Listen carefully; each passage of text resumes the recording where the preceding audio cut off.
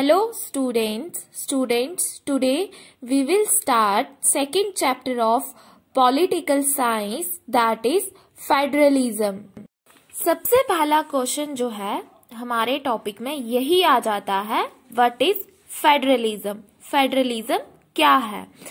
अब देखो यहाँ फेडरलिज्म मीन्स जो ISM यहाँ लगा है फेडरल के साथ, वो एक आइडियोलॉजी को दर्शाता है।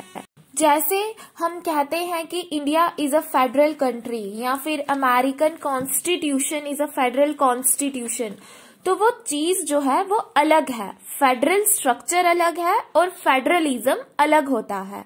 फेडरल स्ट्रक्चर क्या होता है? Simple political system where 2 or more than 2 tiers of government is there।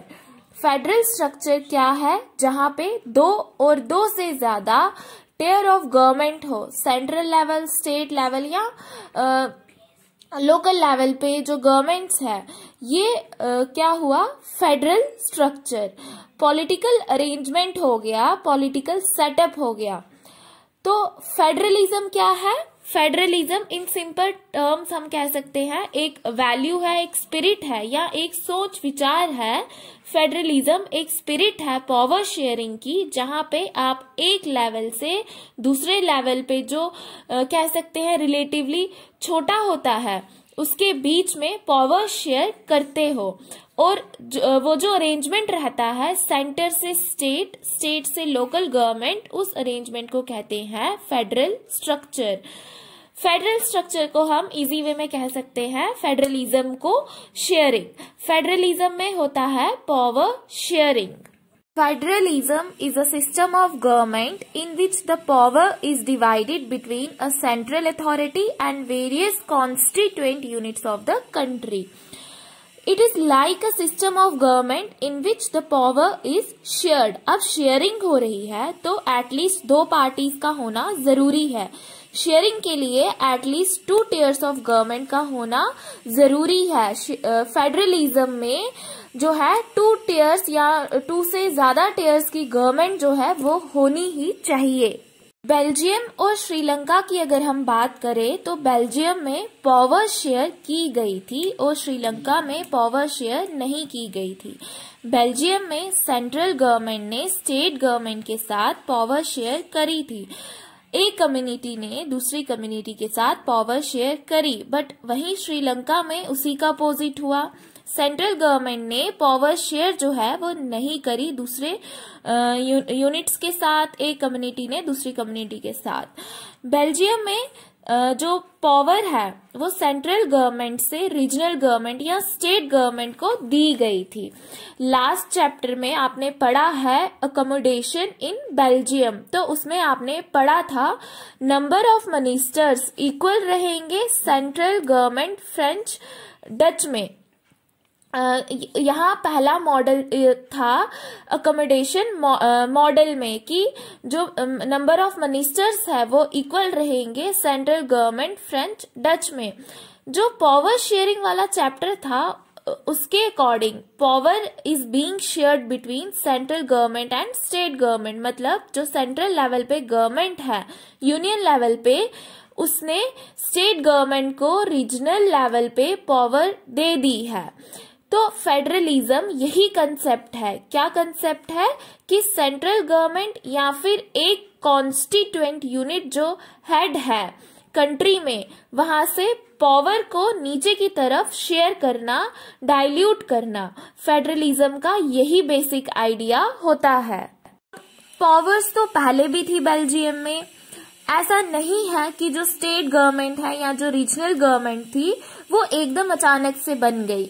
उनके पास पावर तो पहले थी, गवर्नमेंट पहले ही बनी थी, लेकिन वो पावर जो पहले पावर थी वो ऐसी थी कि सेंट्रल गवर्नमेंट कभी भी उसके ऊपर एनक्रोच कर लेती थी। सेंट्रल गवर्नमेंट अपनी मनमानी इम्पोज करती थी, तो इस तरह से सिस्टम चला आ रहा था। लेकिन जब रीजनल गवर्नमेंट्स को कॉन्स्टिट्यूशनल पावर्स दी गई, तो कॉन्स्टिट्यूशनल पावर्स मिलने के साथ ही गवर्नमेंट इम्पावर हो गई, उन्हें कॉन्स्टिट्यूशनल स्ट्रक्चर मिल गया, एक तरह से गारंटी मिल गई। फेडरलिज्म कब होता है? जब आप स्टेट गवर्नमेंट को कॉन्स्टिट्यूशनली पावर्स गारंटी करते हो, जैसे इंडिया में की गई है। इंडिया में हमने हमारी स्टेट्स को कॉन्स्टिट्यूशनली कुछ पावर्स दी हैं, तो ये क्या है? ये फेडरलिज्म होता है, और हमारे इंडिया में फेडरलिज्म जो है वो है। Federal versus unitary. फेडरल और यूनिटरी सिस्टम ऑफ गवर्नमेंट में क्या डिफरेंस है? फेडरल क्या है? फेडरल एक ऐसी फॉर्म ऑफ गवर्नमेंट जिसमें सेंट्रल गवर्नमेंट या यूनियन गवर्नमेंट, जिससे पावर आप लेके आपकी कंट्री में जो स्टेट गवर्नमेंट है या जो दूसरे कॉन्स्टिट्यूएंट यूनिट्स हैं, दूसरा टियर ऑफ सिस्टम है, चाहे स्टेट गवर्नमेंट या लोकल गवर्नमेंट हो, उनके बीच जब पावर को डाइल्यूट करते हैं तो वो है फेडरलिज्म। फॉर एग्जाम्पल जैसे हमने बेल्जियम में देखा, या जैसा हमारी इंडिया में जो सिस्टम है वो चलता आ रहा है, वो कौन सा है? फेडरलिज्म। फिर आ गया यूनिटरी। यूनिटरी में क्या होता है? यूनिटरी गवर्नमेंट में पावर जो है, power resides in the hands of central authority. जो सेंट्रल गवर्नमेंट होती है तो वो पूरी पावर अपने पास रखती है। अगर वो पावर्स देती भी है यूनिटरी फॉर्म ऑफ गवर्नमेंट में, तो वो पावर सिर्फ नॉमिनल पावर देती है। सेंट्रल गवर्नमेंट जब चाहे तब वो पावर्स को वापस ले सकती है स्टेट गवर्नमेंट या लोकल गवर्नमेंट से। तो इस तरह का जो अरेंजमेंट होता है उसे कहते हैं यूनिटरी। फॉर एग्जाम्पल जैसे श्रीलंका में, बेल्जियम जो है वहां पे फेडरल सिस्टम है, वहां फेडरल सिस्टम था क्योंकि वहां पे पावर्स जो है वो स्टेट्स को दे दी गई हैं, और स्पेसिफिकली बोल दिया गया है state government is not subordinate to central government. और श्रीलंका के केस में हमने देखा या हम देखते हैं कि वहां पे यूनिटरी फॉर्म ऑफ गवर्नमेंट है, क्योंकि जो सिंहलास के द्वारा गवर्नमेंट चलाई जा रही थी, उन्होंने पावर जो है अपने पास रखी है। दूसरे जो कॉन्स्टिट्यूएंट यूनिट्स हैं उन्हें किसी भी तरह की पावर्स उन्होंने नहीं दी है। तो जैसे श्रीलंका में यूनिटरी सिस्टम ऑफ गवर्नमेंट है, वैसे ही चाइना में भी यूनिटरी सिस्टम ऑफ गवर्नमेंट है। वहां पे भी सिर्फ कम्युनिस्ट पार्टी जो है उन्होंने अपने पास जो है पावर्स रखी है। जैसे श्रीलंका में सिंहलाज ने पावर्स जो है अपने पास रखी है, गवर्नमेंट उनके द्वारा चलाई जाती है। तो बाकी जो लोकल गवर्नमेंट है या स्टेट गवर्नमेंट है, उन्हें किसी भी तरह की पावर्स जो है वो नहीं दी गई है। फेडरल फॉर्म ऑफ गवर्नमेंट जो होती है, वहां पे सेंट्रल गवर्नमेंट जो है वो स्टेट गवर्नमेंट को किसी भी तरह का ऑर्डर जो है वो नहीं दे सकती। स्टेट गवर्नमेंट के पास भी पावर्स रहती है कि उन्हें ऐसा नहीं है कि सेंट्रल गवर्नमेंट को आंसर करना होता है।